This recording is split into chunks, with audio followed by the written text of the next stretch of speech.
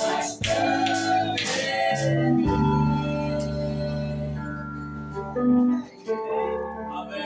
God bless you, saints. Hallelujah. After all I've been through, I still have love. I still have peace. Glory. You know, I have a lot to tell. Yes. But this song also speaks volumes. Yes. Because after all I've been through, I can say the Lord is still good. Yes. So we all go through trials, testings, tribulations. Nobody escapes them. Every son that comes to God must be tested. Amen. And when we say sons, we mean the daughters as well. Amen. So all the children of God, we go through these trials, we go through these testings. But nothing happens without God's permission. Even the devil had to ask the Lord if he can go into Job's life. Nothing can happen if the Lord doesn't first allow it. If the Lord doesn't allow it or permit it, nothing will happen. Yes. Now the Bible says the devil can't even touch your life until the Lord allows him to do so. So no one here will die until the Lord is finished with you. When your journey is done, when your race is completed, then the Lord will take you off the scene. Now sometimes the Lord takes us earlier, sometimes He takes us later. But He takes us when the time is done. So I also have a testimony to share with the church tonight, and after that we will go into the ministry of the Word. So I believe everything must be Bible based. Our walk, our talk, our doings must be based on the Bible. Yes. So before I conclude my testimony, I just want to read two scriptures. Isaiah 53, verse 1. Isaiah 53, verse 1. Who has believed our report? And unto whom is the arm of the Lord been revealed? Who has believed our report? So I also have a report tonight. Whether you believe that the report or not, it's up to you. But the Bible says, unto whom is the arm of the Lord revealed? Then I just want to add one scripture to that. And that is in Acts chapter number 14 and verse 27. And when they arrived and gathered the church together, they declared all that God had done with them and how He had opened the door of faith to the Gentiles. May the Lord add His blessing to the reading of His word. So I also come tonight as they came back then. The church is gathered, and I'm here to declare unto you the open door that the Lord has granted unto you. Yes. So the Lord gave me a safe trip. I was invited by the Gideons. Everybody probably heard about the Gideons. It's the people that gives out the little Bibles. But it isn't just the little Bibles. You actually get bigger Bibles as well. You will find them in hospitals, or you will find them in guest houses or hotels that has Old and New Testament. So they have their reasons why they print smaller Bibles. But the bottom line is I got an invitation. And sometimes when you get the Macedonian call, you must answer. Amen. When there is a need, we must answer. Amen. As long as there is sinners, we still need to preach the gospel. Amen. As long as there are sick people, we still need to pray for the sick. Until the Lord comes, we should do so. Yes. Even the communion, the Lord's Supper, we should do so until the Lord comes. So there's no stopping us. We shall continue until Jesus comes. So nonetheless, beloved, I left here last week and Saturday morning. And you know, when you want to do something for the Lord, the devil is always there to trap you. He's always there to obstruct you. And on Saturday morning, my wife had to now take me away to drop me in Somerset West because we had to depart from there. And we were planning on our way, we're going to put in fuel in the car and then she's going to drop and come back. We just reversed out of the yard and there we stuck out the fuel. 4 o'clock in the morning. And I trust the Lord, I'm going to try Uber now because nobody's going to wake up now to take me to where I need to be. And we need to leave at 5 o'clock already. And I tried it and here Uber confirms. Now I'm also skeptical because what Uber driver is awake 4 o'clock in the morning. But nonetheless, the man pulls up, put in the luggage, we go and we're off the road. For me, it was the first time to see that part of the world. I've never been in the Garden Route. I've never been in the Eastern Cape. So I've seen beautiful cities. And then I realized it's a good work that the Lord has done. All the rivers, the mountains, the valleys, it's beautiful. And I saw a lot of things. I learned a lot from the people that I traveled with. But the most amazing part was to reach those communities where people not like us have Wi-Fi and luxury, where people still stay like they stayed hundreds of years ago. You will see your sheep, you will see your cattle, you will see your chickens running in the streets. It is mostly a gravel road. So there's no tar roads in many of those communities. The houses spaced far from one another. It was a different experience for me because I've never been there. But one thing that stands out about the people there is the humility. Other than what we see in other places where people are used to the gospel. And we visited different schools. That was the purpose of the visit, to go and reach to schools where people don't have Bibles, and the opportunity was there for me to preach the gospel. So we visited about 7 schools a day. So total was 14.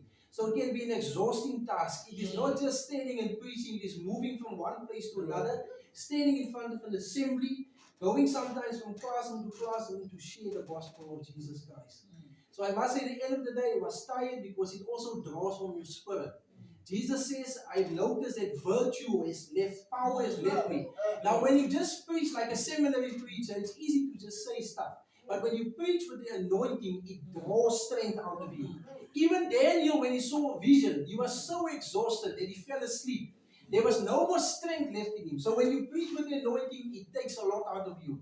But nonetheless, the Lord opened those doors and He opened those hearts, and I was privileged enough to preach the gospel to those people. Now, sometimes in those areas, the easiest way to bring the gospel is like Jesus brought it. So refer back to nature, you look in your environment.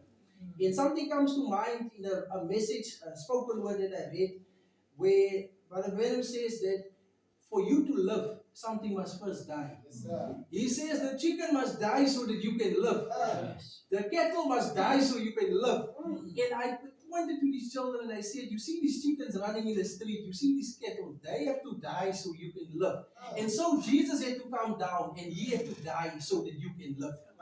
And that was the amazing part, because they could understand the gospel, what it's about.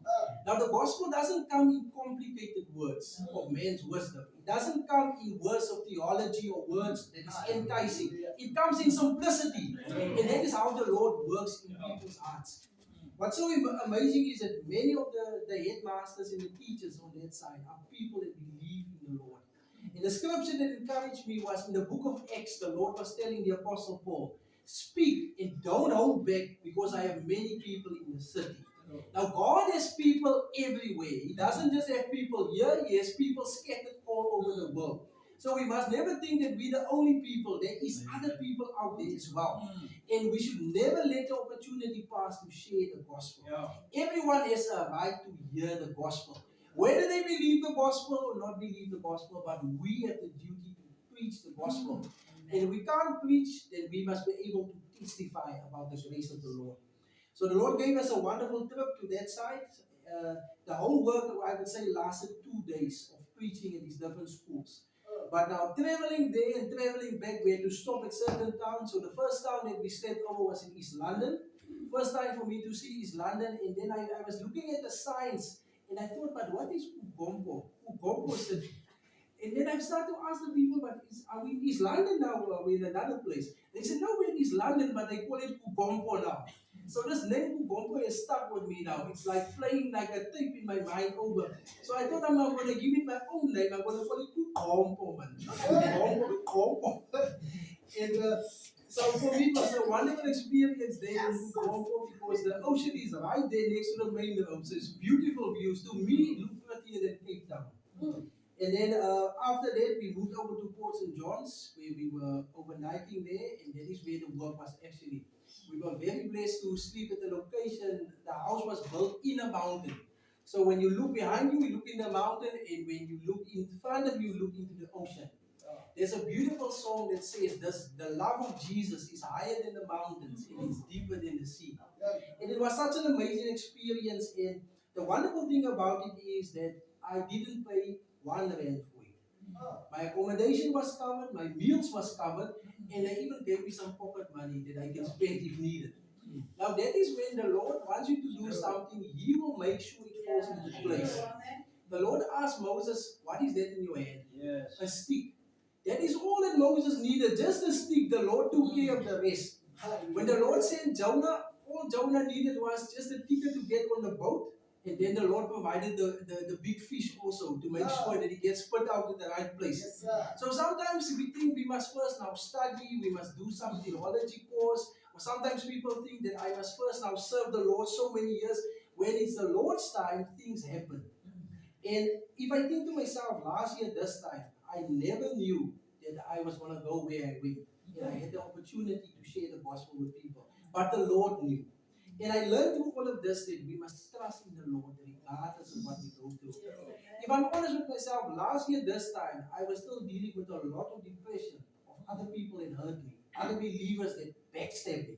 And little did I know, just around the corner, the Lord has something for me. Now, sometimes we go through great trials because the Lord has great things that is waiting for us. Even on this earth, the Apostle Paul says that what we go through here cannot be measured with the glory that will be revealed to us. So we're going through tough times, hard times, difficult times, but it is nothing compared to where we are going. The glory that shall be revealed there. The Bible says, what the eye is not seen and the ear is not heard, God has kept for those that love Him. We think of Brother D tonight. You can't forget a person that served the Lord. The Bible says, precious is in the eyes of the Lord the day of His saints. And He has the privilege now tonight to be in the place that our eyes have not seen, our ears have not heard, and what didn't come up in the heart of a man. And He is now with those saints that have gone on before. And I just listened to the sister's testimony. What a beautiful way to go. The Bible speaks about Jacob just before he passed. He blessed all his sons, special blessing. The Bible says he went back into the bed, he pulled up his legs, and then he breathed the last breath. What a peaceful way to go, a wonderful way to go. So we are grateful for the Lord for these things that He's done, and thank you for your prayers as well. That the Lord gave me traveling mercies, and that I'm safe tonight back with my family and back in church where I belong. I believe that we belong in church. If you're a believer, you belong in the house of the Lord. Amen. With that, I want to go over to tonight's message in the book of Psalms, chapter number 23. So we all know Psalm 23 and verse 6. Surely goodness and mercy shall follow me all the days of my life, and I shall dwell in the house of the Lord forever. And that is what we want to speak about tonight, is the house of the Lord. Now when David was writing this psalm, the temple didn't yet exist. In fact, David had to first die so that Solomon could become king, so that Solomon could build the temple. But David had something about the house of the Lord. He says, I will dwell in the house of the Lord forever. In another psalm, he was saying, I was glad when they said, let us go to the house of the Lord. So David had a delight in the house of the Lord. Now in this context, he's not talking about the temple, but he's talking about the tabernacle. So God always had a dwelling place. And the tabernacle that Moses made in the wilderness, he made after the pattern that he saw in heaven. So in heaven, there's a tabernacle, there's a church, there's a temple, there's a place of worship in heaven. So when we get to heaven, we're going to sing, we're going to shout, we're going to praise the Lord. Hallelujah. Because there's a place of worship in heaven. Now many times people misunderstand in the message of the hour. And they think because we are against organization and denomination, they think we must also sit at home and not go to church. But any child of God wants to go to church. If you are a born-again believer, you belong in church. You need to have a place of fellowship. So David was speaking here about the tabernacle, and then we see Solomon built the temple. And in the book of Revelation, chapter 16, the Bible speaks about the temple of God was seen in heaven. So in heaven there's a temple. In heaven there's a tabernacle. And that's how Moses saw it in the vision and constructed it as he saw it in heaven. So one thing is for sure, that us as believers, we belong in the house of the Lord. And we should always make sure that we have a place of worship, a place of fellowship. If you say you're a Christian but you're sitting at home, then you are a wrong type of Christian. Because where we belong is amongst other believers. The Bible says we should not neglect the assembling of ourselves together. We should come together in the house of the Lord, and we should worship the Lord, and we should come to hear the word of the Lord. Now many times people misunderstand what the house of the Lord can also be. The Bible speaks about God doesn't live in temples made with the hands of men. Heaven is His throne and the earth is His footstool. So God lives in the human heart. Hallelujah. And God doesn't have hands but our hands. He doesn't have eyes but our eyes. He doesn't have ears but our ears. He doesn't have feet but our feet. Because we are the body of Christ. And God dwells in His church. In Revelation chapter 1, we see Jesus walking in the midst of the 7 golden candlesticks. The 7 golden candlesticks represents the 7 churches. So Jesus is walking in the midst of His church. He dwells inside the human heart. In 1 Corinthians chapter number 6, the Apostle Paul says, he that is joined unto the Lord is one spirit with him. And he that is joined to the harlot is one spirit with her.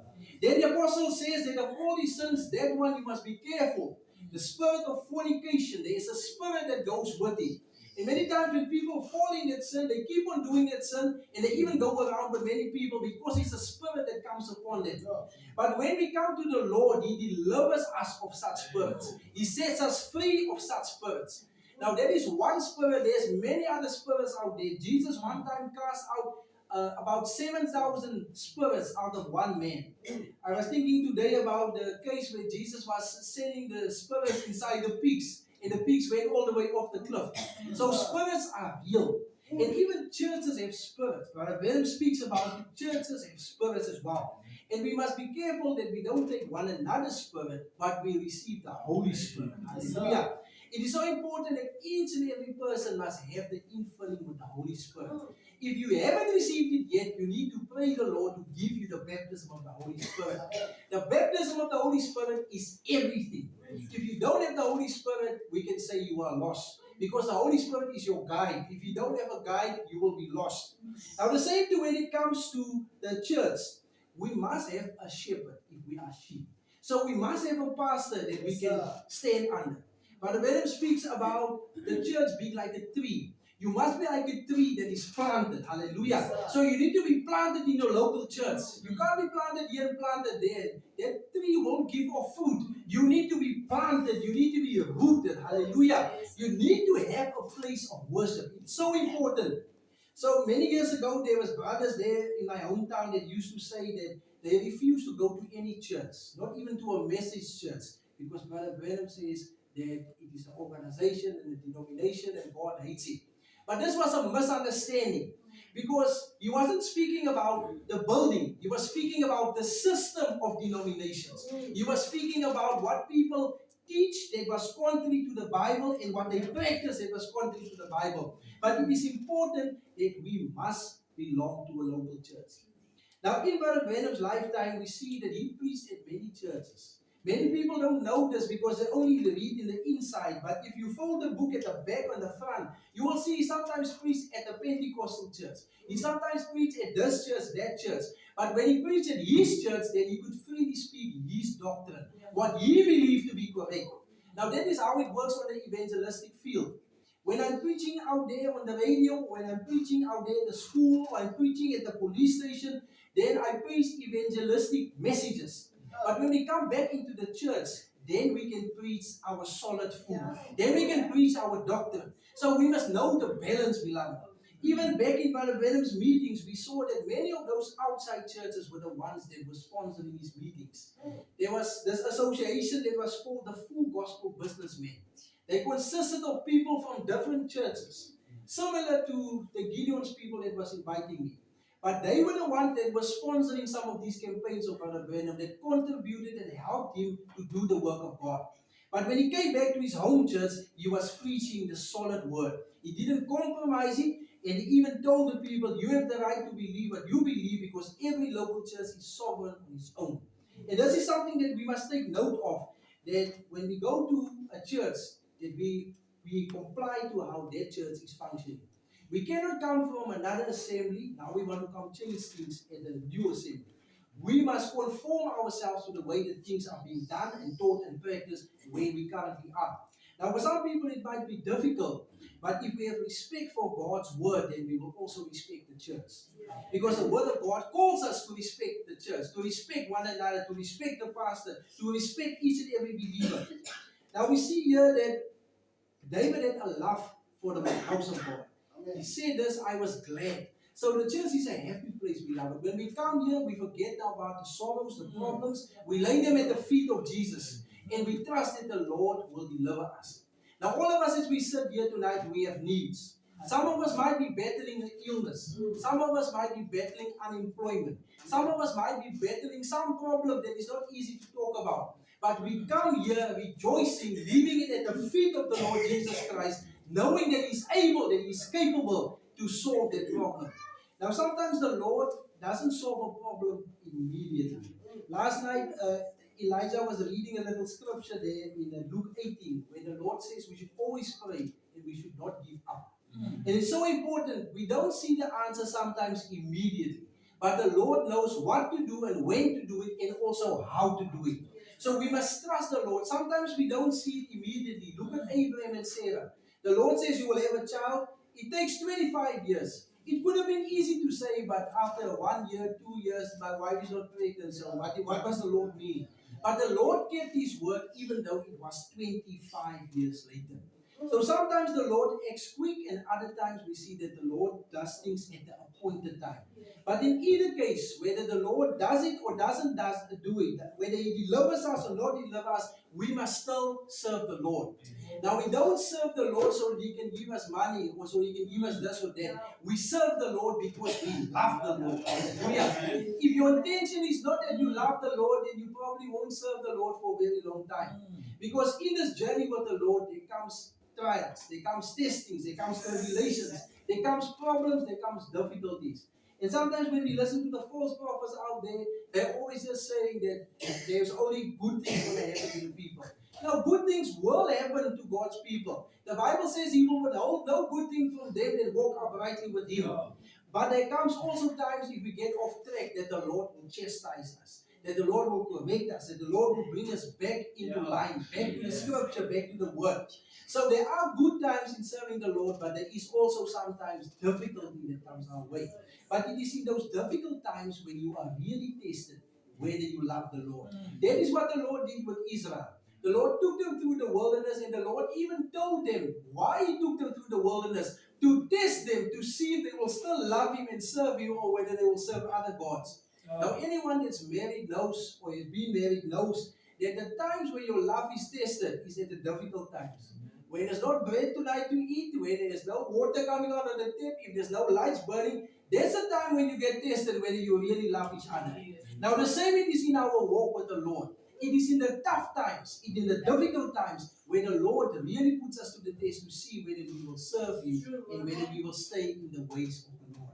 But nonetheless, we should take cheer tonight knowing that we are the house of the Lord. The Lord dwells within us. But that doesn't mean you mustn't come to church. If the Lord is in you, He will tell you you must go to church.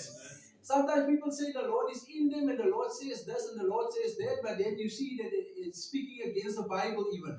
So when the Lord says something, He will speak within the pages of the Bible. Amen. You know, there was a testimony many years ago. I was reading a book about Smith Wigglesworth, and he was speaking about a woman that was preaching on the trains. And she said a voice was talking to her, the voice was telling her to preach. And she was doing what the voice said, thinking is the Lord. And the same voice that told her to preach on the train was the voice that said she must take her life, and that she did take her life. So we must be very careful. If the Lord speaks, He speaks within the pages of the Bible. There was a brother Frank that had this testimony, and he said that his wife had a gift of prophecy. And his wife was saying, the Lord says, you must ordain this man and this woman together in the ministry. And he thought it was prophecy, it was God. And he was ordaining the couples into the ministry. Until the Lord spoke to him one day, the Lord said, my servant, search in the book of Acts where a man was ever ordained in the ministry with his wife. And it shocked him when he started to read that not even the 7 deacons, they were ordained with their wives. It was a requirement they had to be married, but they were not ordained in the ministry with their wives. The wives wasn't involved directly in the ministry as deacons, or even today as we see as preachers. But therefore we must really test the spirits. The Bible says believe not every spirit, because many false prophets have gone out into the world. Now the Bible does speak about another house as well. And this house is the house of death. You read about it in Revelation 17. And we all know it is the Catholic Church. I've spoken about it many times on the radio and opportunities, and I like to speak about Revelation 17. It's a very nice way to show people the difference between right and wrong. So Revelation 12 is the true woman, Revelation 17 is the false woman. And the Bible speaks about this, a woman in Revelation 17, that she's become the habitation of all sorts of evil spirits. So you get houses that's filled with evil spirits. I heard that in Eastern Cape, I'm not sure how true it is, but why some people build their houses in the round shape.